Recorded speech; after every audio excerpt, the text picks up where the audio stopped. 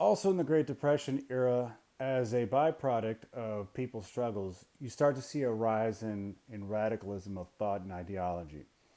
So, communist and socialist ideology gained somewhat of a foothold in the decade of the 1930s, stemming from people's frustrations with the Great Depression.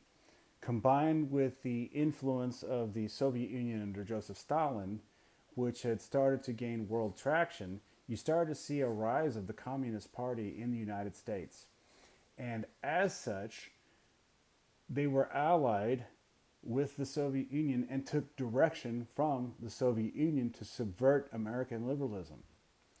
However, Joseph Stalin and Soviet communists were more concerned with German fascism, which was on the rise. We'll talk about that in a second.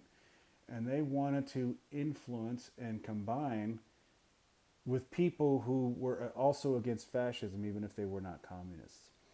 But you did see various different movements within the American Communist Party taking direction from the Soviet Union. You did see various different leftist agendas and other influences take hold elsewhere. You start to see it creep up in movies. You start to see it creep up elsewhere in society. You even have socialists um, candidates that run for president around this era as well. So the idea of the Soviet Union and now today Russia interfering with American politics, that's really nothing new in American history. The American Communist Party has had a partnership with the former Soviet Union stemming back from our days during the Great Depression.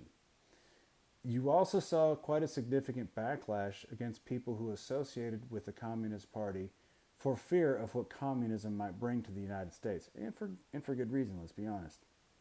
But otherwise, though, a leftist ideology gained a foothold during this era, and it changed some of the fabric of our politics. And it affects us to this day. Some of it good, some of it not so good, but otherwise, it became here to stay.